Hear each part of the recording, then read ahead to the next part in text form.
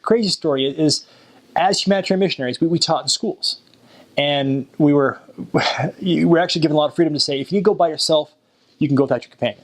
We tried not to do it, but we had that ability to do so. We actually met with Elder Maxwell before we went. He kind of gave us a lot of, the main rule is don't miff anyone off. That was his apostolic advice. We met in the MTC just right here and said, I want to give you some apostolic advice. Don't miff anyone off. That's good advice, actually, when you're starting up a country. Don't do anything stupid.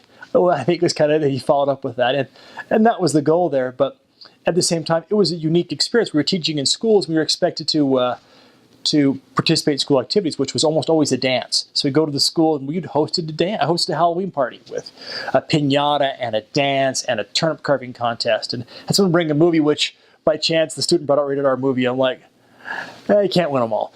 So there's things that we would do as missionaries, which were kind of funny. And I remember once I was at a scout camp where I got to go to a week-long scout camp with my companion. And we were told, help however you need to help. If you don't need to be with your companion, don't. So I remember at one point, I'm down teaching fire starting to the Mongolian scouts.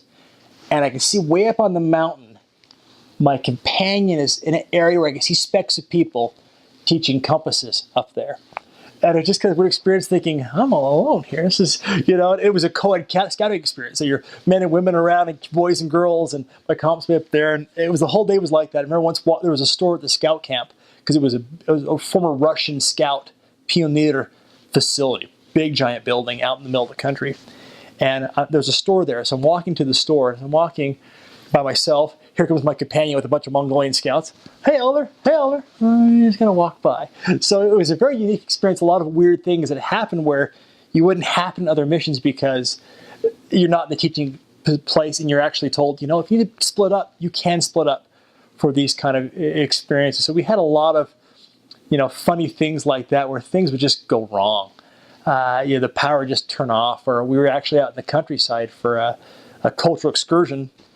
And it came time to come back, and the plane never showed up. The plane just didn't come. And it took a lot to explain to the head elder, the plane just didn't show up. So maybe it doesn't show up. It just didn't make it. The plane doesn't just not make it. No, it just didn't come today. It's coming tomorrow. That can't be right. Well, that's kind of what it is. And so things like that happen a lot, especially that time in Mongolia where things were kind of, getting off the ground. But in the end, a lot of the experiences were just the small experiences with the people. I remember many times where the six of us would go to someone's house for dinner and have a lot of the members would host us together. So you'd have 5 or 6 members there and we'd sit and we'd eat, and a very common way of Mongolian dining. And you have your hurum, which is a hurum? I might be using the food. They call it milk tea, but it's just milk and hot water and salt. And it's yarum. And the bodes and the salad. You sit there and you'd eat and you talk, and the Mongolians would then sing. They're all beautiful singers. And there's just some great experience sitting there on this cold winter day and just having these Mongolians sing these traditional, slow, quiet Mongolian folk songs. And there was a lot of bonding that happened with that. Just having them sing. They asked us to sing, and we're like, what can we sing? We're singing modern rock songs, the best we knew that sounded at least American, or Home on the Range or something like that is what we'd sing. But a lot of good memories of Mongolians in their houses, and just sharing a lot of experiences. And they're very much that way. Bring you in, make you feel at home, and take good care of you. And we had a lot of bonding with that. We did a lot of bonding we hosted home evening every Wednesday. So we figured most people were just kids at the time. Between 12 and 22 was kind of the age range, and maybe 80% women.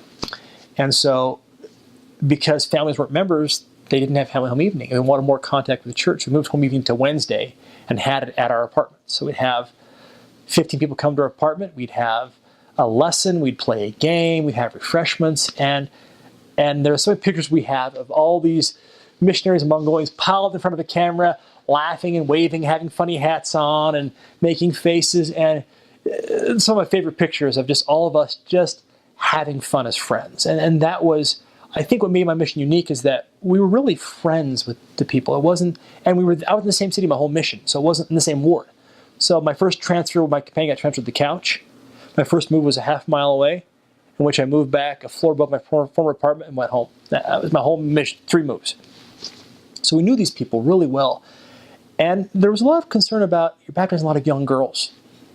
Yeah, and young girls brought their friends who were young girls, and they were the humble group. But they've grown up, and they have children, and they're raising the children in the church. And yeah, it was a kind of a priesthood light starting in the church, but it's definitely grown from there. And, it was an amazing experience. And I will meet Mongolians all around the world, in the church or out of the church, whatever. And there's a bond with it. Someone's been to Mongolia. And I could pick a Mongolian out of a crowd pretty easily, actually. And I was in London, and there was a waitress was Mongolian. I started talking to her, and she was just so shocked, but then just, because this instant friendship. And even Forbidden City a couple of years ago, and heard some Mongolian speaking, and I started saying hi, and it was like, they love you. And such an open people that way, and really kind. Their dad was hilarious. He kept speaking to me in Russian. If you're a foreigner, you have to speak Russian. So it was, I'd speak to Mongolian, speak back in Russian, and they're like, no, Dad, he's speaking Mongolian. I'm like, it's okay, I can understand Russian. So we had this little dialogue, and kind people. Even in Hawaii, though, I was in at the Polynesian Cultural Center, and there was a Mongolian gal there, and I was messing around, and I'm like, how do you say your name? Balarma? It's like, it's Potrama. I'm like, Potrama. Yasin Sakanarimbe. Like, you speak Mongolian. So I started laughing. She's like, oh, Elder Hansen. And the first 6 of us, we're well enough known that, you needed the Ankh got Hansen, the first Hansen, as opposed to their third Hansen up to now. But she said, well, come to my house for dinner. We'll have the Mongolians and host you. And so I was in Hawaii on vacation, and me and my wife were taken there, and there was 15 Mongolians there, one of which was a gal I'd baptized, who I hadn't seen for a number of years. But just take you in and treat you so nice, and just an amazing group of people there. So, there was definitely some fun, crazy moments in my mission, and a lot of sweet moments, but the moments weren't grand preaching to people. You didn't have to. They didn't know much about Jesus. You ask most people, who is Jesus? He lived 200 years ago in America. Was kind of your answer you'd get. They didn't know anything about him. And so teaching the gospel, more often than not, we were slowing people down and saying, wait a minute, make sure you believe this. But Christianity believes in a Moses who parted the Red Sea, a God who came to earth, who raised Lazarus, who walked on water, healed the sick, rose from the dead the 3rd day. A boy seeing an angel and translating golden plates, it's no big deal. So the church to them was, if you accept Christianity, the church was a great consistency through that. And there was a perspective that they had that a lot of Christians don't have in the world. And so in many cases we're saying, we're not your normal Christians. We're a little bit different. We expect a lot. Make sure you know what you're getting into. And some did, some didn't. But I remember once there's a friend of mine who, she was kind of a groupie, we used to call her, and a great friend now. And but she'd kind of hang around this. We could play football. She'd find us a field to play, and kind of a little fixer for us, get things done. Always wear a ball cap and kind of a tomboyish. And she'd hang out near our apartment, but wasn't allowed to come in. So we were once, we have all the missionaries and all these stairwells. And so the stairwell was okay to be in. So as I'm walking out, and they're like, what's wrong, Barasaka? And she said, well, I'm trying to understand the stuff you're teaching. It's not all coming together. So I was sitting down, and we just on the stairs, and we talked through the whole plan of salvation, who God was, why he created us, why we came here, life being a test. God not really controlling our lives, but we controlling ourselves, and God judging us by how we do this. And then that moving into an eternal family to learning what God knows, and taking that whole perspective. And seeing her light up and see, I get it. And that stuck with her ever since. And she's, a great friend and one of the strongest members I know, where just seeing that perspective and getting a chance to teach someone that perspective, and really was a religious blank slate. And then watching that carry on was an amazing experience. And Mongolians were a lot like that. They could step back and see the big picture. And we had a lot of members leave. That happens. But a lot of members that I thought were going to be gone in a heartbeat stayed. And that's one thing was a lesson to me was, you can't judge, this is a good member, this is not a good member. Because only they know, only God knows. And even who's not a good member, the impact that the members I've known who members for a while who've left the church, they're great people. They've done great things. The mark the church left on them has been been amazing for them and for the people of Mongolia, regardless of whether they come to church every Sunday or not. And I think God's proud of that for those people for doing those things. And they're oppressive people in that way. Mongolia, actually, what's unique about Mongolia was, as much as we kind of think Mongolia, China, Asian, Mongolia is much more aligned with Russia and became a Russian satellite country, not so much part of the Soviet Union, but part of the Soviet bloc, much like you would see Bulgaria or Czech Republic might be. And so there's a strong Russian tie. And so the capital of Ulaanbaatar was a nomadic capital until the last 100 years. And the Russians came in and said, now we're going to put stakes down.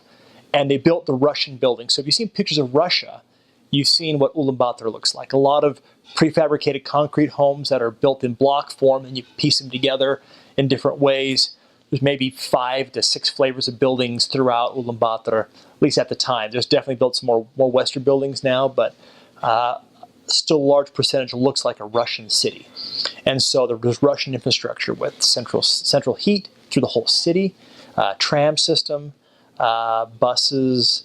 So Ulaanbaatar, the main capital, looks like a very Russian town. Now, what makes it unique is that half of the population of Mongolia is still nomadic, and half of Ulaanbaatar still lives in tents. The English word is borrowed from Russian is yurt, but we're pushing for ger, which is the Mongolian word, and we still call it ger. Yurt's too Russian. But it's those round tents you see with kind of a fence around the outside and then some poles coming out made of fleece, and you put your stove in there. It's very comfortable, nice space to live, actually. And so that's a traditional nomadic dwelling you see in the countryside. People live in those. But also in the city, people have their land, build a wall around it, and put 1 or 2 different gers in this area. You'll have your 2 tents, you'll have a train, a place to park your car maybe, and so you have a ger village on the outside, which, in some cases is more, poverty-style living. In other cases, that's actually not. Some are actually quite nice.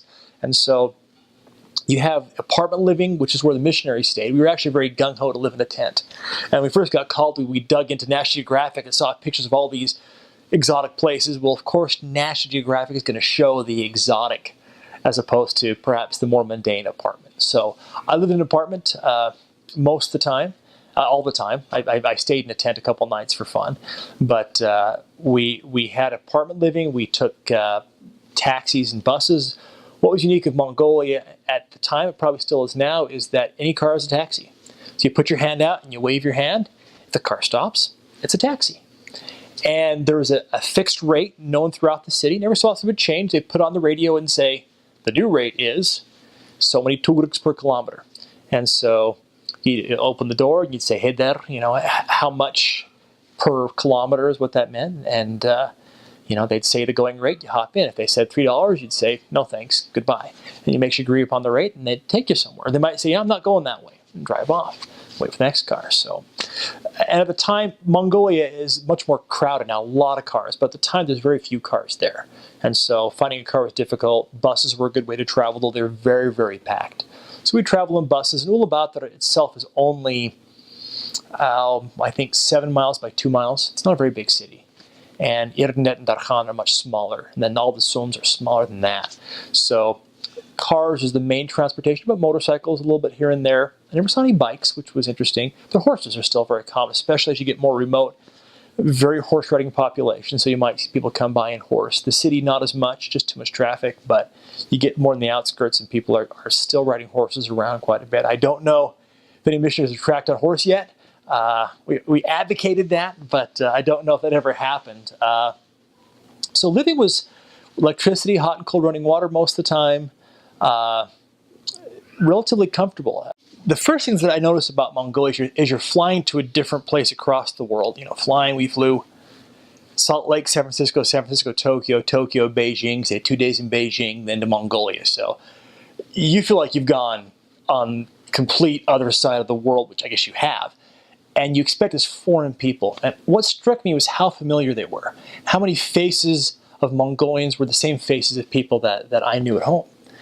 Maybe whiter cheeks, which is a Mongolian characteristic, but very similar people and similar personalities. I was amazed at how much, from an American point of view, they had a similar personality. I think perhaps from the history of the Mongols conquering most of the known world at one time kind of has that, number one kind of chest bumping, that personality that Americans have in a way. And the Mongols are a lot that way. They're proud people, but not an obstinate people. And they're quite kind. I'd have people actually at times, just random people, stop and say, "You American? Yeah. Come to my house for dinner tomorrow night. Here's my address." And you show up and they feed you. And they wouldn't ask anything from you. They just want to meet you. And they're really kind people. Now, there's definitely some drunks there who are not as kind. But even then, they're not too bad. Still my cookies kind of drunks, not really beat you up too much. But the people were, I still have many Mongolian friends, and their maturity in the life and in gospel is really impressive. Actually, I had dinner with a Mongolian gal I'd baptized in San Francisco a few months ago. And, as I'm talking about struggles I'm going through in my life, it was funny to sit down and to have this girl who was 15 or 16 at the time teach me. And that was, I felt the proudest about my mission at that point. Having this person who, as I'm having struggles in my life, teaching me and giving me advice. And I was happy at that point, realizing, wow, these are some amazing people that we taught. These are, these are not backwards people from the other side of the world. These are amazing children of God out there. And, they're lots of fun too. We play games all the time with missionaries. And one of the things we're trying to do is develop church families that didn't exist in their nuclear families. And they were so fun and engaging in having parties and playing games and doing quirky things. One of the favorite games that we play was called Potato, which was a volleyball game where you sat in a circle, you stood in a circle, and you served the ball to each other. If you made a mistake, you had to kneel down in the middle. And as they're serving around, one person suddenly spikes it and tries to hit you. If they hit you, they get the pleasure of hitting you with the volleyball, and you stay in the middle. If they miss you, they go in the middle with you. If they catch it, they get to come out and you go back in. As you play it until there's a pile there and you keep hitting with the ball. It's a fun game, a little rough, but they loved it, and they were fun playing that. And really an open, venturesome people. They have a sporting holiday every summer called Nadam, where there's wrestling and archery and horseback riding. But they're fun. But they do have a lot of customs, which we a lot of yoslos that we had to learn, things you didn't do. So if you're walking on the street and you bump feet with somebody, you had to shake hands automatically. And I still do that today, actually. You bump feet and you shake their hand. Otherwise, it's offensive. You don't sit with your foot up, which is a habit of me. I always have my foot up because in a lot of ways, it was an agrarian society, and you step in a lot of manure. So your foot's up. You might show some things you may not want to show to them. But there was a lot of little customs here and there that we had to pick up. And, I'm sure we offended quite a few people at the time. When you take things with two hands. Never reach out for one hand. You never point. You point at dogs. You point the full hand. So when I was teaching, one of the first things I was, as I'm pointing at the blackboard, my students are like, "No, you don't point." Well, why not? You full hand. You point to a dog. You don't point to a person, so open hand. And so even today, I'll either point with an open hand or actually take my pointer finger and point it back and use everything else to point. Also, we were, as teachers at least, we'd have our students come up to the board and we'd toss them the chalk. And no, you don't throw things at people. I don't know if that's changed or not. And we often joked because half the people you threw to couldn't catch. They'd come by and bonk them in the head. But there was things that would be perceived as doing to dogs you didn't do to people. So which are throwing things, pointing, things like that. So there was a number of customs to learn that were often tricky to navigate. You didn't put your foot up on something. Because I want to recall putting my foot up on, I was at a store and there was kind of a little bar near the display case. My foot there to tie my shoe. And I felt a sharp hit in my leg and there was a cop had a baton. He swatted my leg down. Pointed to my leg. I'm like, oh, okay. Don't do that. So there's a lot of customs, and even at the New Year, for example, you would always greet the oldest person, and they would put their hands out to you, and you'd hold their hands up and lift their hands up, and you'd sniff their cheeks, and peaceful resting, and you should greet them for the New Year. So a lot of customs associated with those kind of things. You always eat something. If you go to someone's house, they offer you food, you eat. You put something in your mouth. It may even be I was at someone's house, and some neighbor came in, and he sat down and waited. Didn't have much to say. They brought him tea, and they brought him some arl, kind of a milk curd. He took a bite of arl, took a small bite, put it down, said his piece, and left. But he wouldn't leave until he ate something, and he had to take a bite and would eat something. We also learned kind of late in the game that if you clear your plate, they'll keep refilling it. So as much as you think you're being respectful by eating everything, they're going to keep giving you their food, and you may make them go hungry if you do that. So, and even then since we were so new to the country, there's a lot of things that we perceived as customs we just didn't know. And so I may be wrong on a few things. The customs may have changed, but I had once where I was with a bunch of scouts. I was an advisor to the scouts of Mongolia, and I had a pair of scissors in my hands. I just kind of snip, snip, snip, just kind of playing with them. And I said, no, don't do that. I'm like, okay, what custom could you possibly have about scissors? He goes, it's just not safe.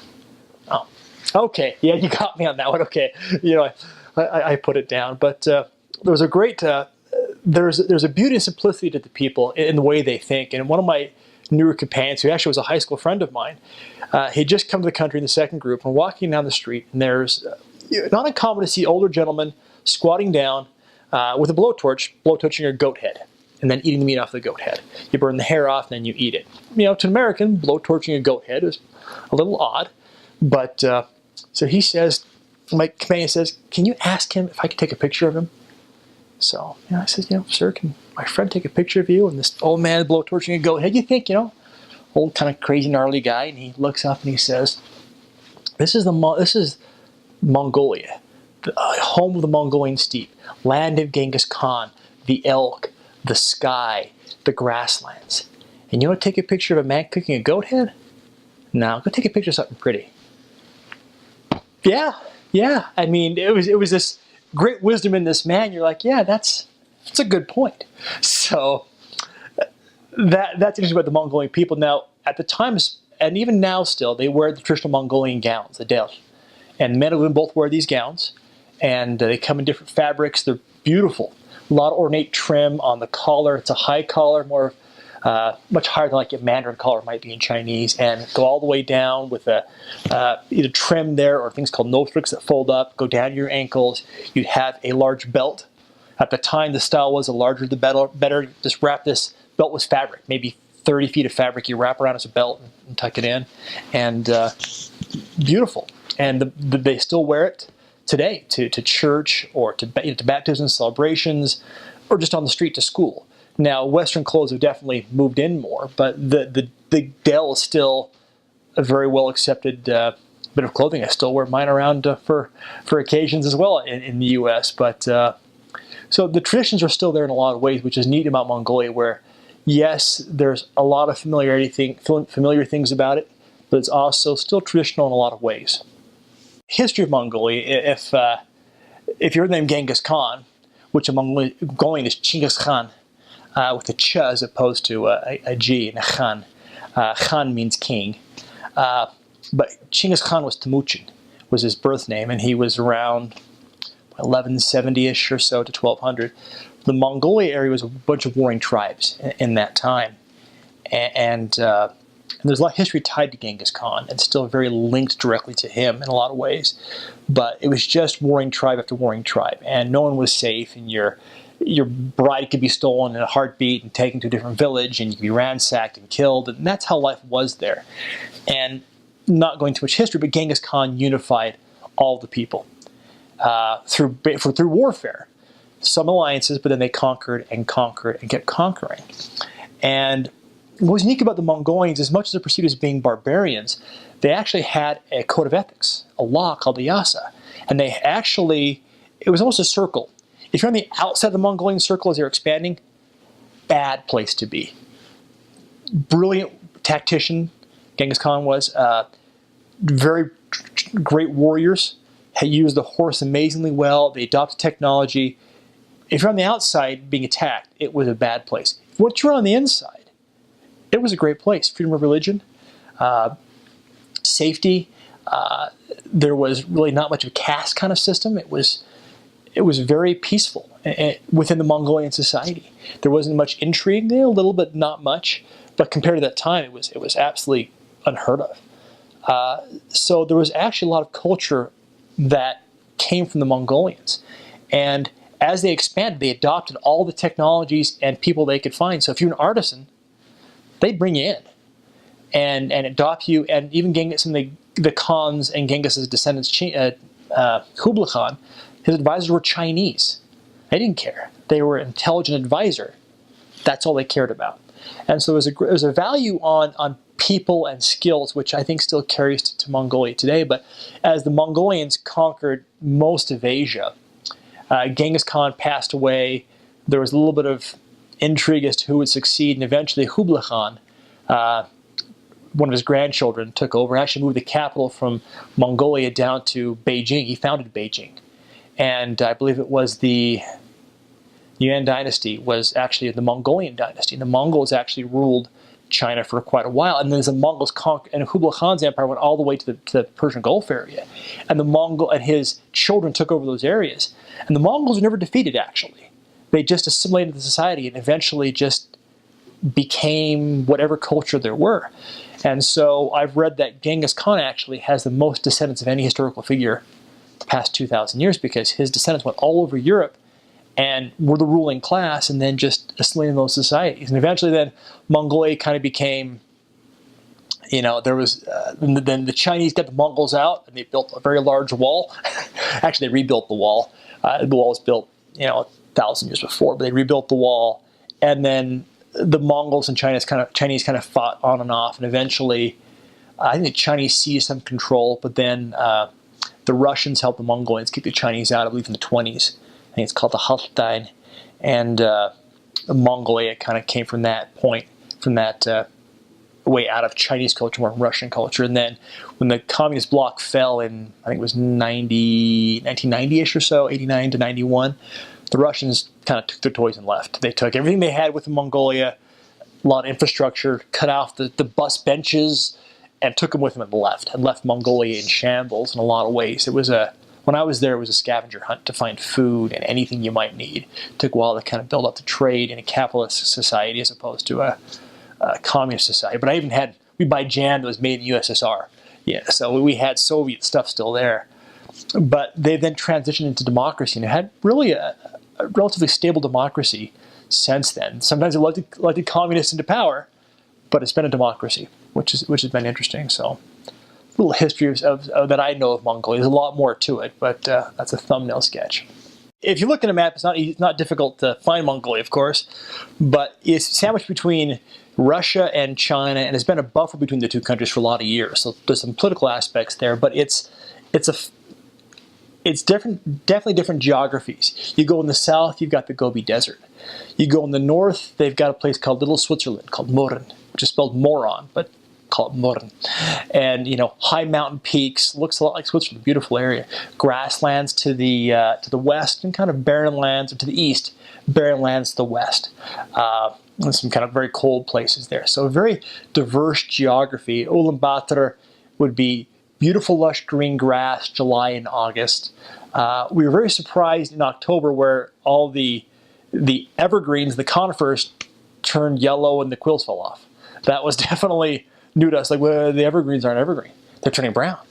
But they'll turn brown, and it's windy there, very windy. And the Mongolians will have their cheeks with blood veins that have, kind of popped in there because there's so much wind, and so they have red cheeks all the time. But the wintertime is very cold. It's often 30 below zero for months. And it's a cold where you feel it. You think you go out in the trash and throw the trash away outside, and walking 20 feet and back, it hurts. So it can be very cold there. So you want to be prepared for thermal clothes and expedition kind of environment in certain cases. It's warm inside as always, but spring comes around. Spring is very cold and windy, but summer's gorgeous there. Summer's beautiful. The whole area is lush and green. There's some hills in Ulaanbaatar, and it's a pretty area. And what's beautiful about some of the places in Mongolia, you go to the countryside and you'll go out and there'll be a giant valley, maybe as big as Salt Lake Valley, and you'll see in the corner 2 tents, maybe a tent family or 2 in a corner with a herd of horses. No one else there. Whole valley is there, stream running through it. Beautiful place. Lots of wildlife. We had elk walking through town all the time, and in your 8-point elk in your garbage just sitting there eating. And a lot of beautiful animals around. Still, you see a lot of camels, a lot of yaks. They're kind of cantankerous. Lots and lots of sheep. So the Mongols will in many cases slaughter the sheep in their own houses, in their own apartments. And you'll actually see, especially in the holiday time, you'll see a sheep on someone's balcony, kind of there, like, get me out of here, someone help. Next to there's a sheepskin laying out on the balcony. You know what's coming. Actually, they will, we've done this a couple times with the Mongolians, is they'll take the sheep in the living room, lay it on its back, like a lamb to the slaughter has a great meaning after you see a Mongolian slaughter a sheep. And they'll go by and they'll cut an incision just below the rib cage, put their hand in there, and pop the jugular. And the sheep kind of fusses a little bit, but not much. And then the sheep just bleeds itself to death inside its body. And then they open the skin up, and they take each piece of the sheep out, part by part. And the time they did at Mongolian house, there was 1 drop of blood on the floor. Got everything out cleanly, and then they clean the organs, they clean out the intestines, use it for sausage, and they use everything but, I think, was it Yas, Tsas, and Bas. They don't eat the bones, they don't eat the hair, they don't eat the excrement. Everything else they eat is kind of the joke with the Mongolians. It's pretty accurate. They'll take the internal organs and make them into sausage.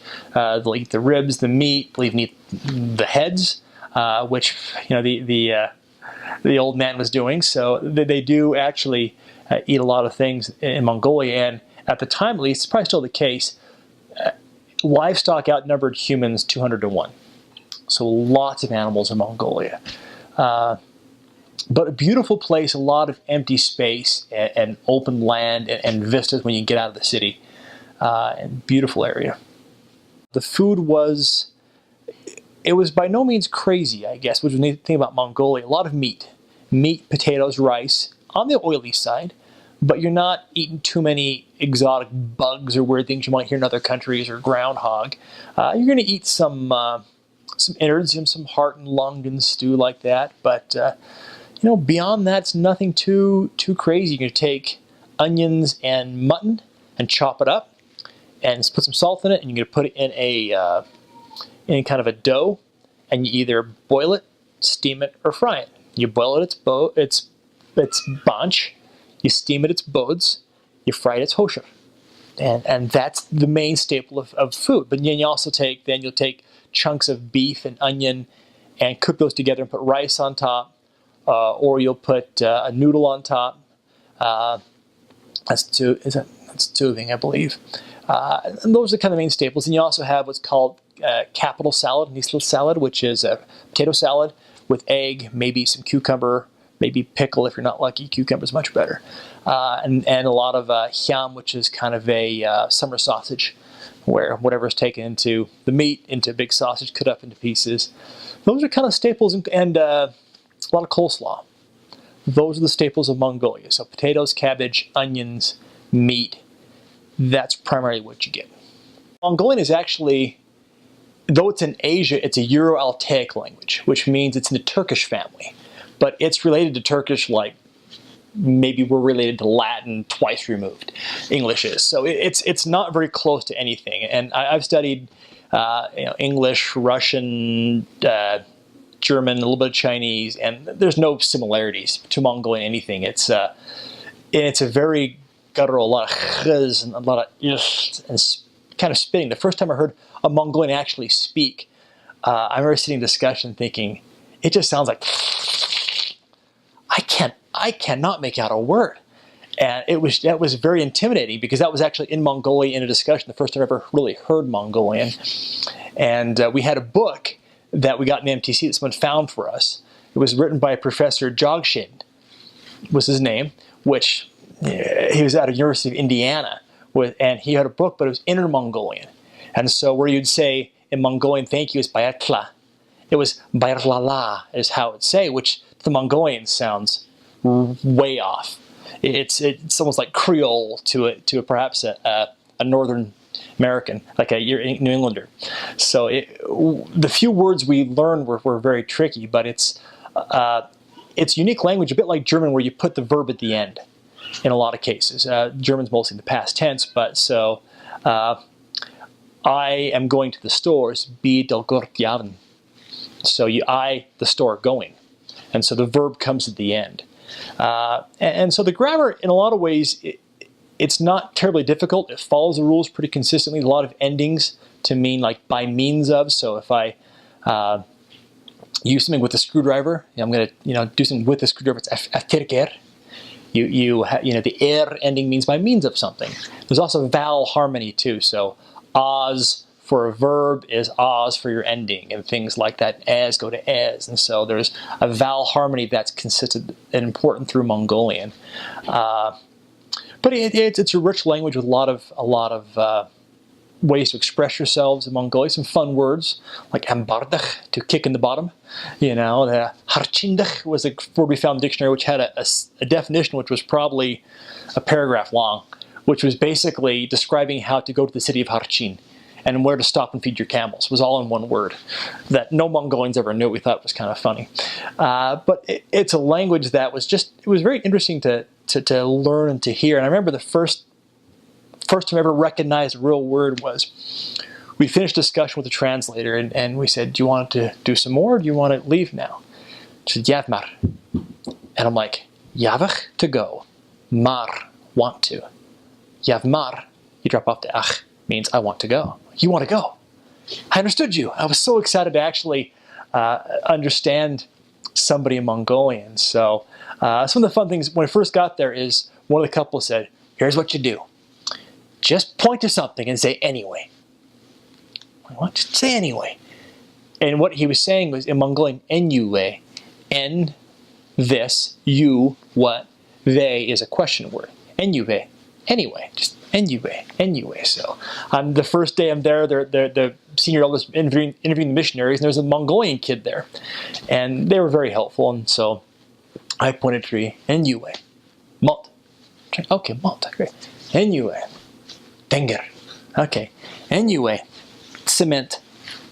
I got cement. So there's some cognates there, computer, import, export, but it's a tricky language, a lot of spitting. So if I speak some Mongolian, the mic pretensikadik be Ulaanbaatar tomlok paisna, kind of how it sounds, which is not very good. My Mongolian was never great because I spoke Russian the first half of my mission. And so learning enough to communicate. And most of the people, my students in school who helped teach me as I taught them, were girls between the ages of 15 and 24. So I speak a bit like a Mongolian girl, but the men have much more of a masculine, deep sound. But it's an interesting language, one that is fun to speak. The earliest history that I know of was Elder Monty Bruff. I was serving in the 70s in Hong Kong, who was an avid hunter. He lives out of, I think it was Kaysville or Bountiful somewhere. And he would go to Mongolia to go hunting. And on one of his trips, I believe he was having dinner with a government official, just someone just talking. And I think they said, well, why don't you bring your missionaries here? And the Mongolian official kind of threw that out. And it was just, well, why don't we? And so they very quickly arranged this program with the church to send missionaries there. And they sent some senior couples there, what I believe would have been probably the fall of 2002, I think is my recollection, around that time frame. Send Elder Ebenezer Beasley was the first person to be there. He was a former assistant to the Quorum of the 12. And he and his wife, Sister Beasley, were there and began to grow the senior couple base there and got 6 senior couples there when we arrived. So we arrived there the day I think it was the 6th member of the church was baptized, out in Totlik. And at this other time there was 6, actually there were 7 missionaries. 7 members, but one we didn't know about, who I can tell you about a little later. But so when we got there, it was 6 people. Branch was small. We probably had 20 people coming to church. We were meeting at the central library. And what began to happen is we'd go to school and teach our students, and we're very good about keeping delineating school teaching and religious teaching, but inevitably we had people coming talking to us after school, or members bringing their friends. It was entirely a member-driven endeavor. I never knocked a door in my life. Never did any street contacting. I was street contacted. The members did all the work there, and they were open, humble, wonderful people, and not afraid to bring their friends to church. And so we saw some fantastic growth. I think when I left, there was about 300 members and 3 branches, I think, that were formed as we left. And the mission was formed, and then maybe 2 years ago, the first stake was formed. And it's been one of the fastest growing places for the church in the world. And per capita, actually, it has a very large number of members. Now, when you have 2.5 million people, it's not too hard to make a dent in that percentage, but there's a large percentage of members of the church, of Mongolians are members of the church, comparative to other areas. So it has grown very well. There's been some hiccups with the government pushing back on foreign entities coming into Mongolia, and the church has kind of been an unfortunate victim of that in certain ways, but nothing really aimed at the church. It was aimed at other organizations pushing in Mongolia. But there's been a great relationship with the church and Mongolia, and America and Mongolia. And so we've seen some fantastic growth. And one unique characteristic of Mongolia was that it had the distinction, I guess, separate from the U.S., but maybe including the U.S., of having more missionaries to leave from Mongolia than go into Mongolia. So many members came out of Mongolia to be missionaries on Temple Square, in Russia, in my parents' home ward in Sandy. It was not too uncommon to find a Mongolia serving somewhere.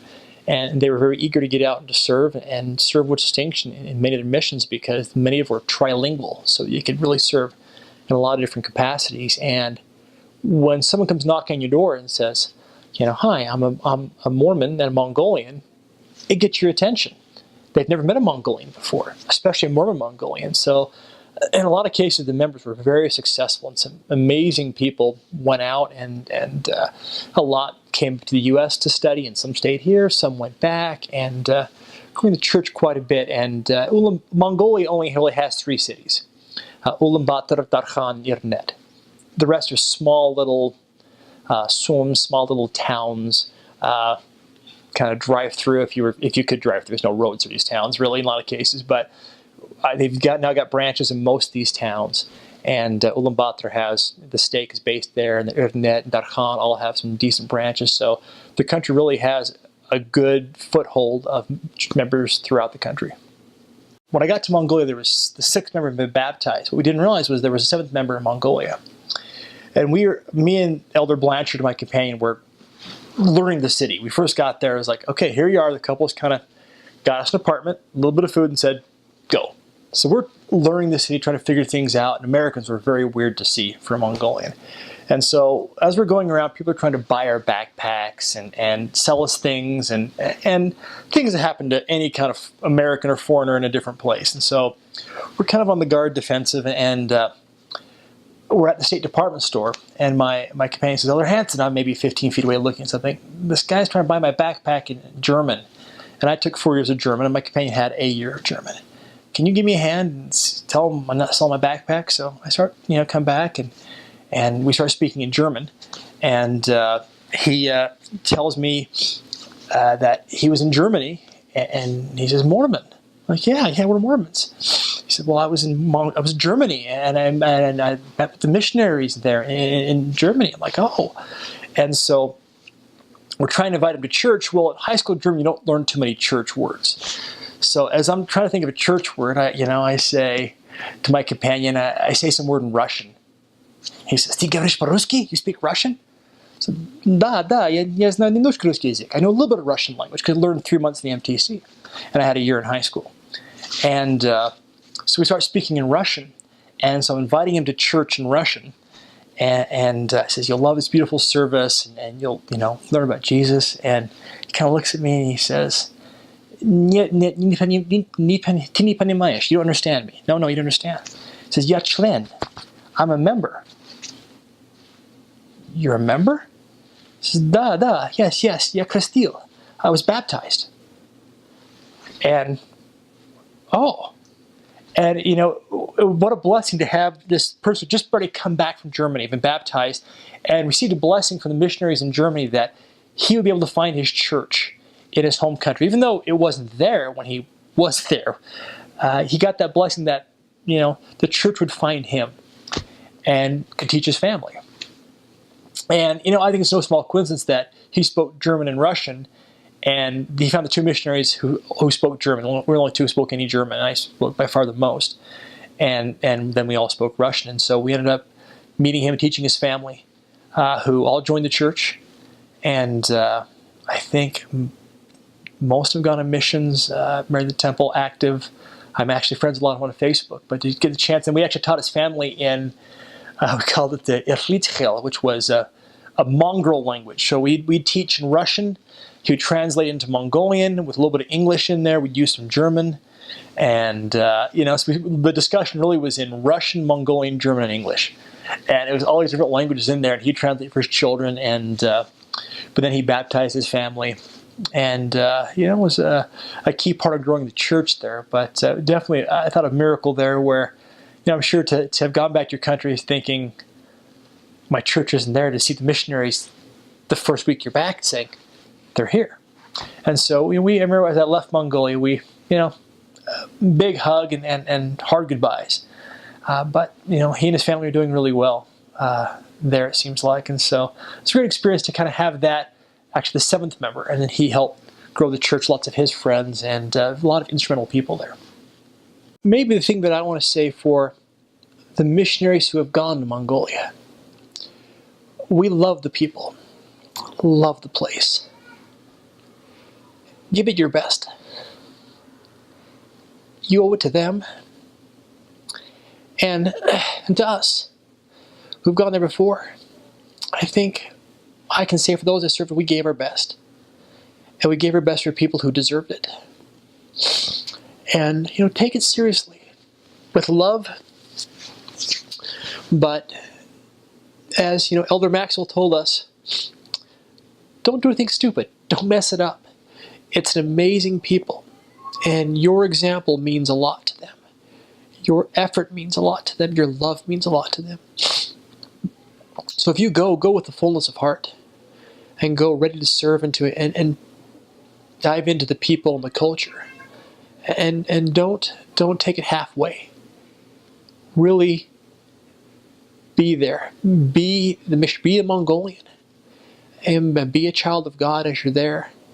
And do that for those who've gone before you, whether being missionaries or members or your family.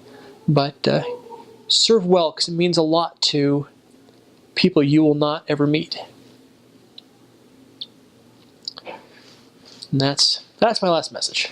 Sharing your testimony about your mission can take a long time, especially for me, I think, for how I feel about Mongolia. We've had to boil it down to what my testimony of that I gained from Mongolia was really that we're all God's children.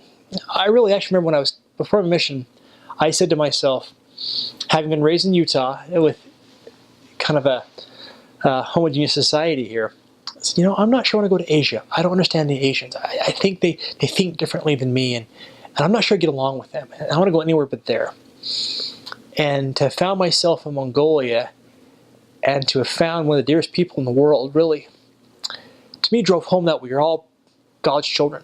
And that's, I think, one of the things that I took away from my mission was, as I saw people who looked like my cousin, looked like my friend, and acted like my friends, and learned that, yeah, there's some cultural barriers there, but there's a connection you gain through being children of God, especially when you're in a spiritual discussion with somebody. Not necessarily a missionary discussion, but just talking with someone spiritually, heart to heart. You do realize that, we're all God's children. And what an amazing experience to actually see these people. And that actually has stuck with me for so many years. I remember sitting on a bus going through an airport in Europe somewhere, and people from all over the world doing different things, and thinking, questioning myself at one point, saying, are these really all God's children? And then the testimony of mission came back to me and said, well, yeah, you've experienced that, you know that. And that was a valuable lesson for me from my mission, was to know that they're God's children. And to know that these people will love you like brothers and sisters because you'll love them. And I think that's one of the greatest things I took from my mission. And and another thing from my mission that I took for myself is that you're good enough to be the missionary you need to be. You don't need to pretend to be what you might perceive to be as super missionary. I found being myself, being genuine, being loving, being funny, being awkward, being clumsy, being not knowing was perfect. That's the perfect that the Lord needs. Being in the first 6 to go to Mongolia, the 6 of us worked together all the time, and we often sat together and said, why us 6? There was plenty of missionaries to choose from. Why send us? And the common joke was, well, God wanted to show if the 6 of us couldn't screw things up, it must be His work. And I think we felt strongly about that. And the other thing that we were told is that we were called because we'd be obedient. And being obedient wasn't so much looking at the white handbook, whatever rule book you have, and following each rule for that. But why are you there on the mission? You're there to help the people and to show them love. And there was a lot of love that I saw shown that perhaps was not normal missionary showing of kindness. That might not be how they do it in Montana or in Chile. But there was showing true Christ-like love by many of the missionaries there that really taught me what being a true brother and sister was, and being a true person. And to be the person that I was before a mission, on a mission, and after a mission. That it's not a chance to put on a different face. It's a chance for you to be, and for me to be, a better person. And, I came back from a mission. I really can't say personality-wise I had changed spiritually, but I was definitely much deeper with how I felt about people with experiences and a lot of confirmation for the things I believed. Seeing those in action was definitely a deep part of what I felt and gained. And there was a love for God, being on my knees and praying and asking for help for so many different things to feel His love and His protection, which I always felt there. I felt really God by my side. And when I felt distant, I had great friends in Mongolia who were there for me and still are. And for me, the mission wasn't a time. Perhaps it was a threshold. It was a doorway to a life of knowing my brothers and sisters from around the world. And it's been, a chance for me to realize, to really feel Christ-like love and to see how Christ views people in such a loving, kind way. And that's my testimony mission in the name of Jesus Christ. Amen. When I went to Mongolia, we were kind of undercover agents. The mission president no one came to the airport really to pick us up. And we weren't allowed to talk to each other. I was with 5 other missionaries because we weren't allowed to be missionaries in Mongolia. We were kind of, we weren't proselyting, and we didn't wear name tags and things like that. We were just English teachers. So it has a different smell than what I was used to, although it's not a bad smell. It can be the most wonderful smell. I mean, it's not like dirty garbage or anything like that smell. So it's a different smell. It's a different feel. It's a very poverty-stricken country. In the city, there's the one big city in Mongolia, and in the middle there's buildings, and it's big. It's getting big and growing. But on the outskirts, which is 99% of the city, maybe not 99, maybe 90% of the city, is what they call ger districts, and that's the little yurts. They have the yurts, which they call gers, and then they have like little houses that are maybe 1 or 2 rooms, and that's what most of the city entails of. Yeah. Actually, I don't know if I'd say 90%, maybe 80, 85, I don't know. The city is growing just so fast. It's growing at rapid rates. I was only in the capital city, which is in Mongolian pronounced Ulaanbaatar, and I was there because I had to teach English there at a university, so I taught only in the city. But I served in 3 areas, and in the city, well, missionaries are really spoiled. You'll never have to live in the boonies, in the outskirts, and have to chop your own wood or anything like that. So you have the city, you have apartment buildings. In the center of the city, outskirts of the city is Ger district. Poverty people have to pull their water. They get it from a well, pull it to their house. Some areas are they have a lot of hills. Geography, some areas are flatter. Ulaanbaatar is surrounded by mountains, I think on 3 sides, I'm not exactly sure though. And so, because people live in the Ger districts, they are constantly burning coal, and the coal dust will rise and stay in the mountains, and because it's so cold, it never escapes, and there's no wind because of the mountains. And so I don't know if it is the most polluted city in the world, but I would say it's probably in the top 10. I could probably say that pretty confidently. I don't know, maybe not. It seemed like it. There's very, very cold, dusty. We had to wear masks as missionaries to go outside. And during the winter, this is just during the winter is very cold. It's sometimes, I think the coldest day I went out was -40, something like that. And it's just a cold place in the wintertime. In the summertime, it's paradise because it's not too hot. It's not too hot, but it's hot enough that you don't have to go out with a sweater or anything. You can just be perfectly fine, even sweat a little bit. It's not hot at all, but it's not too hot. And in the wintertime, you do have to wear layers. You can get a nice coat. I got some nice gloves in Mongolia. I would say get all your gear in Mongolia. Don't buy it here because it's a lot cheaper and better made in Mongolia. So don't worry about it. Plus, previous missionaries can give you their stuff, and it's no big deal. So that's the layout. People will live in apartments, and there they have a lot nicer things like running water. But in the Ger districts and outside of the city, in the countryside, people will pull water from wells and get water and things like that.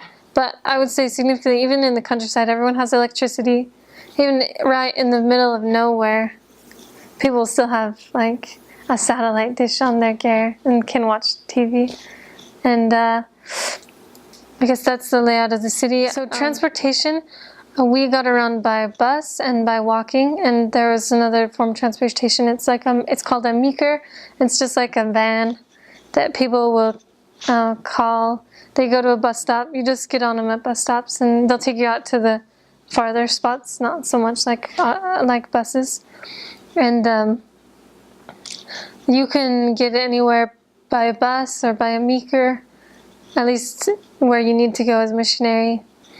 And by walking, some of the areas have a lot of hills, some of them are really flat, like I said before. So you'll do a lot of walking on your mission, a ton of walking. And there's one area that is completely city. There's not any Ger district in it, and there's only one of those areas. Let's see, crime. I felt 100% safe my whole mission. I think a lot of missionaries do, even in unsafe areas. But I really honestly felt like Mongolia is not a dangerous place. There are drunk people, there are drunk men everywhere. However, despite that, I never felt unsafe. I never felt like that. There was always people around. I never saw, well, I saw a couple fights of like drunk people beating each other up outside of a bar, but it wasn't like, that wasn't common to see people fighting. People are just not super aggressive. So there wasn't crime.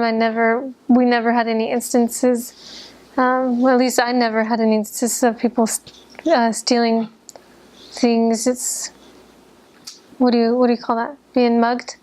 I was never mugged. I think there was one missionary I knew who was mugged twice in an area that was just an unsafe area. So they said no missionaries are allowed there currently. Other than that, I haven't heard of anything like that. No guns. Guns aren't allowed there. Nobody in the country is allowed to have a gun, and people won't pull out a knife. It's not a dangerous country at all.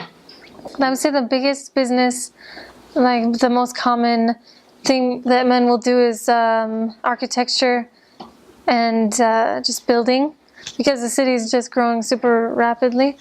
Most of the men will either be doing construction work or mining work because of the coal industry. So mining and construction are the biggest businesses currently in Mongolia. There's not really a foreign wave coming in. It's just people from the countryside. Because 20 years ago, that's why the church first got in. 20 years ago, Russia was, in control of Mongolia. It was communist, and it was overseeing Mongolia. And that's why Mongolia got severe drinking issues, was from the Russian influence. A lot of the buildings in the city are Russian made 20 years ago. And then, so they finally kicked out the Russians. They were able to kick them out. They declared independence from Russia 20 years ago. And then the church was able to come in out of the communist way. And that is why, that's why all the people started coming to the city, because in the countryside it's very difficult living. It's cold. You're working with herds and herds of animals. It's very difficult. It's very competitive, and you are constantly being braided by things like famine and rainfall, things like that you don't have control over. So people will come to the city expecting a better life for their children, and they'll sell all their livestock, and they will come to the city and live in the Ger districts. And it's just really, really sad, because in the city they really don't have a lot of opportunity. Maybe their children can go to school and be educated, and then their children will have more opportunity, but for a couple of generations it's going to be really hard for those people. And that is why the country is growing, even until now. Even now people are still selling all their livestock and coming to Mongolia. So it's not coming from China or Russia or any other country, although there are a few foreign people who come to study or work, but it's very few. Mostly Mongolians just coming in from the outskirts to the city. So food is cheap. Food is cheap. Clothing is cheap. Electronic things are very expensive. There's some things that are just super expensive over there, very cheap here. And let's see, the $1 is, when I was there, about 1,700 tugruks, which is the Mongolian currency, tugruk. So 1,700. It probably now is 1,800 because it's hyperinflation right now. It's just inflation it went up about 100 tugruks in the year and a half that I was there, the inflation. And so just look up what the currency exchange rate is now. Food, I would say, so one dumpling, we keep talking about dumplings. You'll have millions of these on your mission, so that one dumpling is about 600 tugruks, which is approximately 30 cents. And that's probably the cheapest thing you can buy that will fill you up the most. You get 3 of those, that's $1, and you'll be full. And then, so that is cheap. Clothing is cheap. I got warm gloves. I only bought one pair of gloves my whole mission. They kept me warm. And they were about 5,000 tugruks, which is about, I don't know, $250. And boots were 50,000, which is $25 for boots that kept me warm all winter. And comfortable, lightweight, no issues with them. They're cheap. Just ask people where's the cheapest, best quality of stuff you can get, and you can buy things very cheap there. You can find souvenirs for very cheap, and they've got markets everywhere. Just buy things if you're interested in that. The Mongolian culture is the most wonderful culture in the whole world. The people are so giving. It's a very giving culture. People will easily give and easily take. So you could ask anybody for something and they would give it to you freely, willingly, without any regret or hard feelings or anything. Which is very different than what I'm used to. Like, this is mine, I bought it, so I'm going to keep it. Instead of, oh, hey, do you want this? I just bought it for myself, but you can have it. So it's a very giving culture. They're also very proud of their country. I thought Americans were really proud of their country, but compared to Mongolians are super proud of their country. They talk about themselves like Mongolians do this and Mongolians do this. They say the word like Mongolians, like talking about them like themselves. It's funny. They're very, very proud to be Mongolian. They're very proud of the ways they do things. There's a lot of cultural things that you'll learn when you go there. Maybe you'll learn them the hard way, maybe you'll learn them at the MTC, but just a few of them are things like when you never put books on the floor because the floor is dirty. The floor is the dirtiest thing in the world. So if you hit somebody's foot with your foot, then you've just gotten their foot dirty and you need to shake their hand as an apology. You do that everywhere, even on the bus, a crowded bus. You hit people's feet all the time and you just have to shake their hand. Some people won't do that, but it's good to do it. So the floor is dirty. Don't ever let the bottom of your foot point towards another person because that's pointing the dirt towards them. It's very disrespectful. Don't ever play footsies with anybody because that is gross to them. And let's see. When you, there's if you this is a good one to know. Don't ever do this. If you hand people things in between your two fingers, like some money or something, that's like the F word to them. It's very, that's extremely offensive. Don't ever do it. And now when people hand me money like that, I kind of have to, it's okay. They're not flipping me off. It's okay. That's another cultural thing. Because it's not a Christian country, they don't really celebrate Christmas as big as we do. They'll celebrate New Year's at January 1st and with like a Christmas tree and Santa Claus, but they don't celebrate on the 25th like we do. They don't really understand anything about Christmas, like Christ, that direction.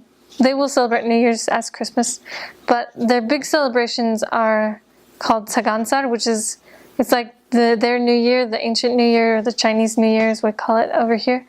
That's around the end of January or the beginning of February. And it lasts 3 days. And it is basically where people will make the traditional dumplings with meat inside of them. Make a ton of them, sometimes 1,000 for a family. And then they just invite people over. You wear a traditional Mongolian outfit, a costume, and then you greet people, which is there's a special way of greeting people. You will say a phrase in Mongolian, which means like, are you resting well? In Mongolian it's Amar Bano, and then the person will respond Amar Bano to you, and then you'll kiss each other on the cheek like this as a greeting, just for all people in the house that you enter. And then you'll eat their food, you'll talk. They pass around some tobacco that you sniff. Missionaries can like hold it and like pretend to sniff it and pass it around. They also have like big drinks of alcohol that they pass around. And with that, you can flick it like this at the 3 corners of the world or something like that and pass it around, and that's perfectly acceptable to them. And then you just eat a lot of food, have a good time, and then you're out of there to the next house. And so people will do this a lot with relatives, and it's a great celebration. We normally didn't do any teaching on these days. As missionaries, we just greeted a lot of members, our investigators, and less active people. We just went over to their houses and had a really good time with them. And then, so that's 3 days of that. And then the second biggest holiday is in July. It's 5 days. It became 5 days this year. It used to be 3, now it's 5. And that is called Naadam, and it's their independence holiday. And that is when people will eat like a fried meat pie. They'll eat that. They'll drink juice and fermented mare's milk, and they'll play games and watch horse races and watch arrow shooting and wrestling. These 3 games are the things that they watch at Naadam in a big stadium and on TV and in the countryside and things like that. So people will be doing that for 3 days to 5 days. Nobody works on these days. It's hard to find missionary work, but you just, again, meet with the members and have a good time with them. And those are the 2 big holidays of Mongolia that are unique to Mongolia. Mongolian food is, I would say, like 90% of the time very delicious, extremely good, well made. I mean, it's really delicious, even though they don't use a lot of materials. There's a lot of countries where they only have these 5 ingredients, but out of the 5 ingredients, they can make a lot of that, and that is exactly what Mongolia is like. They don't use a lot of fruits or vegetables because it doesn't grow in the cold. It's kind of a cold climate, and it's very meat. There's a lot of meat, but it's very well done. I mean, you have your carrots and potatoes, onions, garlic, turnips, things like that, those vegetables and things. So you can have your vegetables like that. I ate a lot of, with my companions, we would make stir fries a lot. We would cook up some rice and then make just a potato, so I think you call it like a stir fry or something, just an assortment of vegetables. And then members will make lots of things with, they'll fry bread a lot, and that's really delicious. Fried bread all the time, fried bread. They use a lot of flour. So flour, I would say the 3 ingredients that most people will use is just like the vegetables of like potatoes, carrots, onions, and then there's flour, and then there's meat. And then with those 3 things you can make any Mongolian food. It's and they don't use a lot of spices. It's not spicy. It's not like the Mongolian grill that is in America. It's not anything like that. It's really good. They make their traditional food is called bodes. It's like a little meat dumpling. It's about this big, and it's just got meat and onions in it, and they steam it and you eat it with ketchup, and it's just really good. Nowadays there's more variety. You can go to the market and get any fruit you want. It's a little more expensive, but when you're out in the districts talking to people or like going to their house and having food, they're probably not going to give you fruit. You and your companion can buy all the fruit that you want. So missionaries are really spoiled nowadays. It's not like it was 20 years ago. The food is mostly delicious. If you don't like meat, this maybe will be hard because there's a lot of meat. And there is, let's see, one great thing about the food is when you go into people's houses, they will always give you something to eat, even if it's just a small piece of candy, or they'll give you a big meal. I wouldn't say it's overwhelming with meal. I didn't gain a lot of weight on my mission, so I can't complain on either way. People not giving us any food, people giving us too much food, I think it was just right. And the people do, because it's a poor country, people will take the meat and use everything inside the animal, such as like the intestines, stomach, brain, eyes, blood, everything. So you use everything to eat with, but you'll get used to that. And so I had a lot of intestinal soup, which sounds gross, but it was all right, you know. It was good, and we ate lots of meat that you wouldn't, or like I would never have thought to eat that part of the body.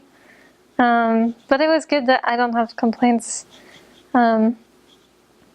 If just don't be a picky eater, don't be rude and turn down people's food. They use a lot of milk products too. They use milk in what they are dry milk curds. They're just milk that's gone dry, and they make it into kind of a chewy granola bar, but in like little pieces like this. It's the texture of granola bar. Most people don't like the taste at first. I didn't like the taste at first, but it will grow, like it can grow on you if you allow it to. And it's very Mongolian. It's nowhere else in the world. It's called arroz, and it's really interesting. They have lots of foods like that made out of milk products that they can eat because they were a nomadic society with herding.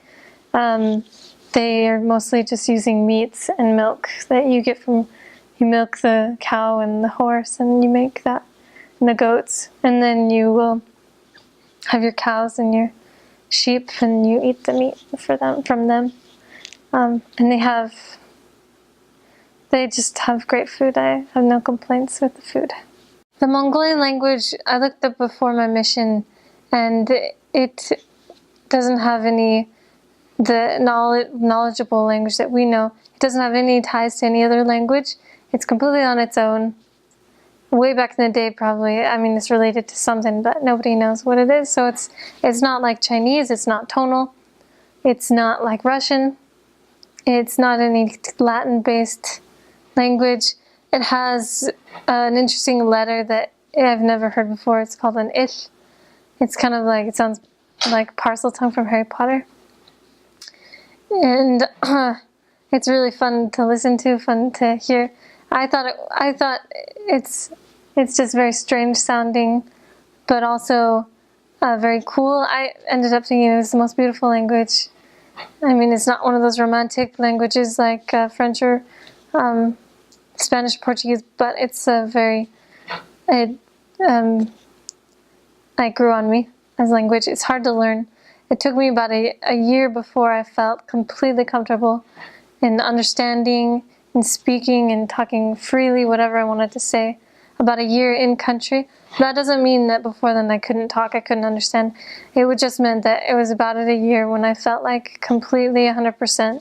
Like, I mean, I'm not saying I was perfect in the language, but that was when I felt like, all right, like let's be, like, no hold back with the language. I can completely understand what this person is trying to say to me. And then, I mean, that doesn't mean, like, all the way till the very last day of my mission, I still didn't understand every single word, but it was still, I mean, it was good. At the very end, I just felt like I'd come to really understand that language and speak it well enough that I could get along whatever I needed to say. So hello is sambano, and let's see, people will say sambano, and then you respond by sambano, and then the next sentence you'll say is sonensachen yuen, which means how are you doing? It's literally translated like what's new and beautiful, kind of. And what's weird and beautiful actually is literal. And then you'll say tando, which means nothing. And then you can say tani bisano, which means like, is your body good? Which means like, how's your health? And people will say like, my body's really good, I'm doing well. So that's a greeting, is hello, how are you? Is your body good? Like, how's your health? An interesting phrase that I thought was really fun is welcome. Translated into Mongolian is tabte merithno, which means will you peacefully tie up your horse? That's a little translation of that phrase. And tabte merithno is welcome.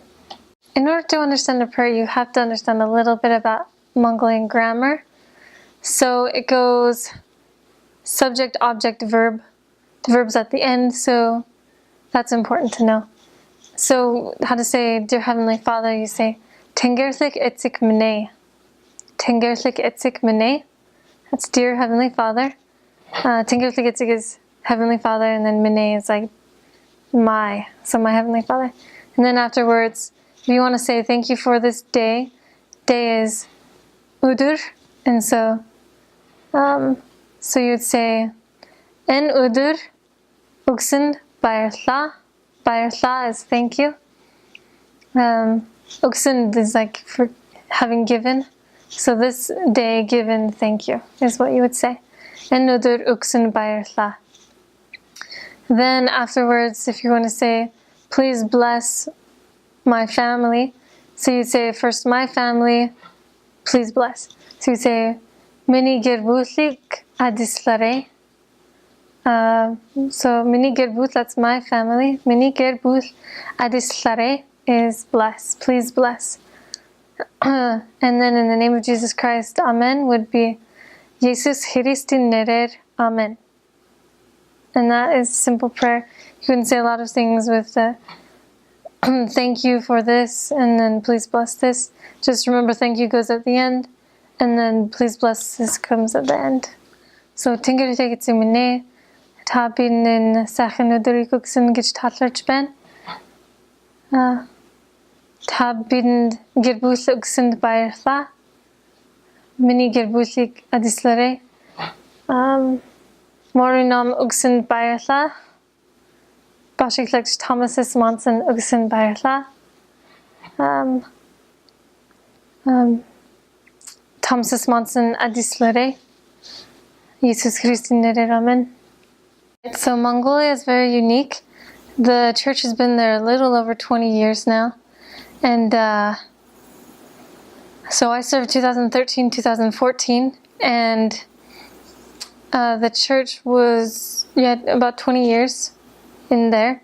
There's around 10,000 members, so it's very fast. It's just growing so fast. It unfortunately has a high inactive population of church members, but that's not an uncommon thing. What I realized, there's a lot of inactivity, but the people are generally accepting. I feel just very blessed to work among a people that's so humble and willing. It's a Buddhist nation.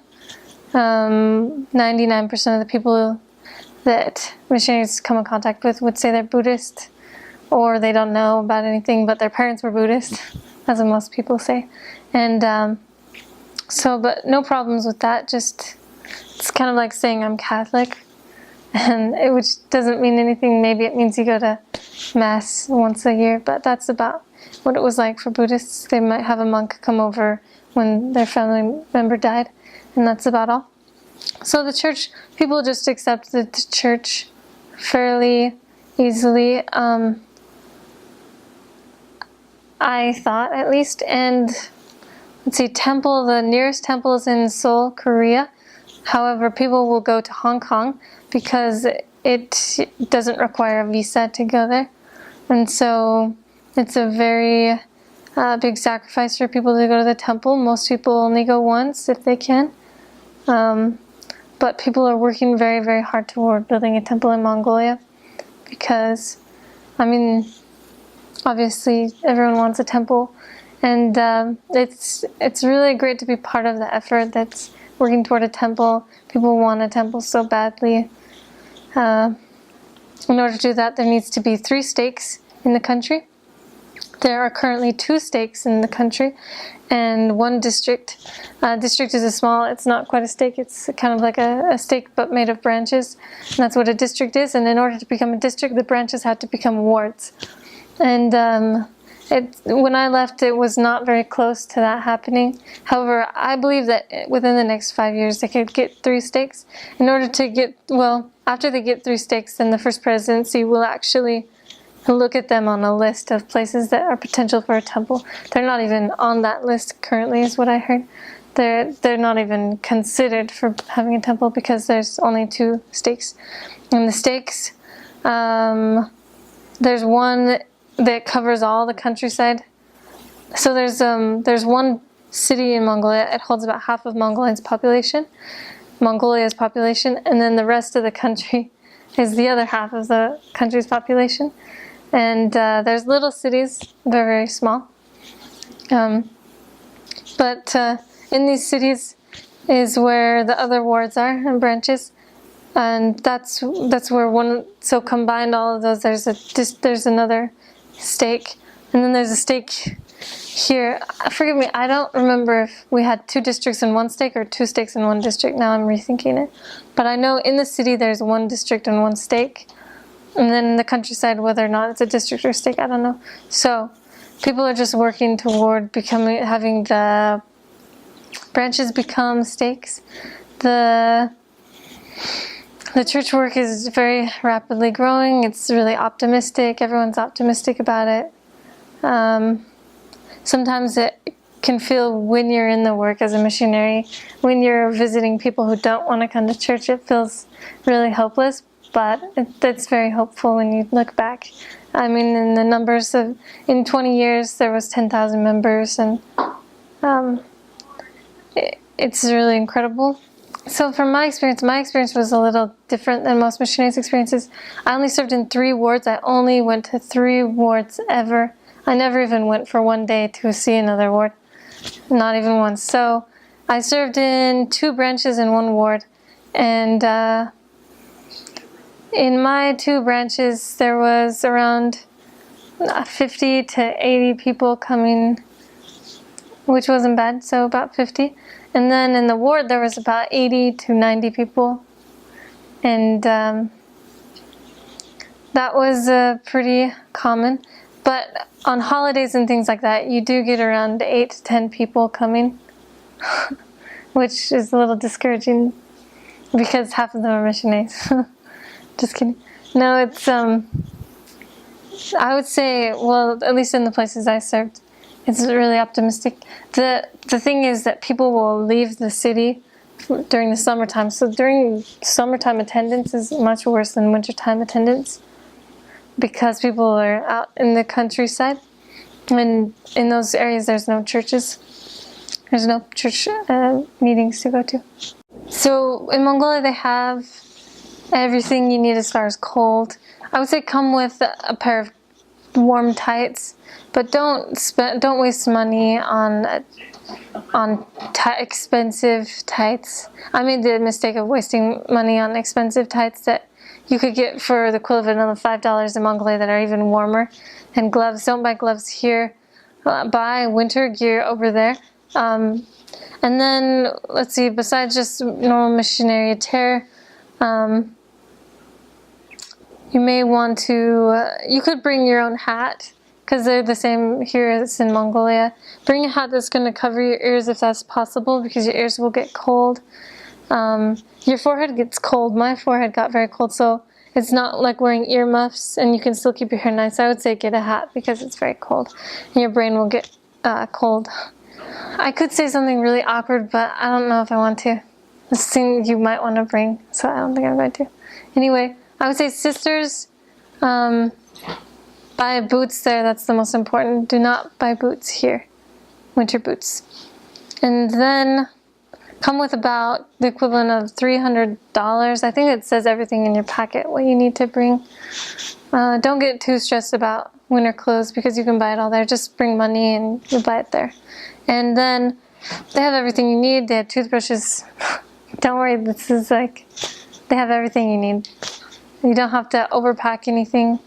And that's all. There's nothing really to say that you don't need pepper spray. It's fine. Yeah. Sheep intestinal soup. There was one time on the bus when, well, a few times people would reach in my bag and try to grab all my stuff, and I caught people's hands out of my bag a few times. When people would tell you that what you were telling them came exactly from God, that was amazing. The word for to be is bach, and the word for to like have a bowel movement is Bach. So Bach and Bach, like to be and to do that. So I don't know why those are so similar. I think if you say it with the wrong accent, that will come off. You can imagine how it will come off. Giving is the most important. To give without any regrets or any holdback. Just give people everything, your time, your concern, and your things, everything. Planning. As a missionary, I think this is common for all missions, just planning. It's an important skill to learn. Negative 40 degrees Fahrenheit, Celsius, they're the same at about negative 40. One of the hardest things was feeling like a bad missionary and my own self-guilt, and just having to overcome that guilt of like, I'm not good enough, I'm not getting enough success. Yeah. I would say let God humble you. Don't be offended when people tell you you're wrong with either the language or the culture or the missionary work. Just let God humble you. Take every piece of advice as an opportunity to learn. So I've only been back for 1 month yesterday, and I would say the reading your scriptures is the most important thing. If you let go of the iron rod, you're going to fall. And many people go inactive after their missions, but if you read your scriptures for at least 15 minutes a day, you won't ever go inactive. So if I could give any advice to you who have just received a mission call to Mongolia, which is the greatest mission in the world, just always remember that this came from God. It may be confusing after you get there, like, why would God call me here? But just remember, it came from God. Remember to let God humble you. Don't be prideful. Do not be prideful. Mongolian people are so straight up. They will tell you how it is, and sometimes you will get offended. I got offended so many times. I tried so hard not to, but people just will tell you things straight up. And so just let God humble you. Don't be a prideful person. Be obedient. Be as obedient as you possibly can. But always be loving towards your companion. You'll be with a lot of native companions, most likely. And that can be hard sometimes. Most of my native companions have been members just over a year. I had 5 Mongolian companions. And they were just new members, really. And they didn't have the background that I had in the church. So love your companions. Like, your mission is as much about your companions as about your investigators. Love your companions. I loved all my companions. They were all angels, like perfect. I love them so much. That doesn't mean that they're perfect, doesn't mean I was perfect. We all made mistakes, but just love them, be humble, take their advice. Just be gracious about everything. I loved my mission more than anything in the world. I really came to know that, like, through Christ we can change through prayer, constantly praying, like saying up to 20 to 30 prayers every day, which is strange coming from someone who only prayed at morning, evening, and over tests and at food. But then you're praying constantly on your mission, you'll come close to God. Just become close to God. Come close to Jesus Christ, and read the Book of Mormon every day.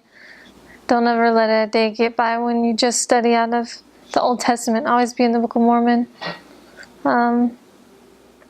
Always be reading the word of the prophets, Joseph Smith and the modern day prophet, the current prophet. And I just have testimony of these 5 things, the 5 common, like the testimony things they say. These 5 things I just know to be so true. I know the church is true so much, and I'm more grateful than I could even say for my mission in Mongolia. It's the greatest mission in the world. And you will say that after you're finished. It is the most amazing opportunity to be there.